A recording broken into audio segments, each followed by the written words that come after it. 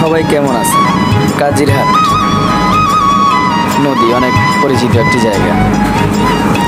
কাজিরহাট বর্তমান অবস্থা খুবই মর্মান্তিক, খুবই আসলে এই জায়গায় আসলে অনেক দুঃখ লাগে, অনেক কষ্ট লাগে মানুষকে দেখলে।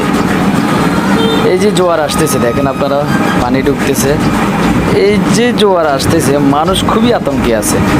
এই জোয়ার আসলেই মানুষ খুবই ভয় পায়।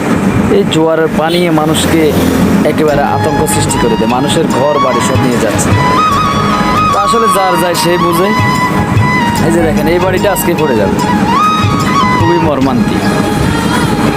তো আসলে আমরা অতি দ্রুত সরকারকে বলবো যে কাজিরহাটের প্রতি কাজিরহাটের প্রতি চোখ দেওয়ার জন্য, এগুলা দেখার জন্য সরকার অতি দ্রুত তাদের জন্য এই কাজটুকু যেন করে।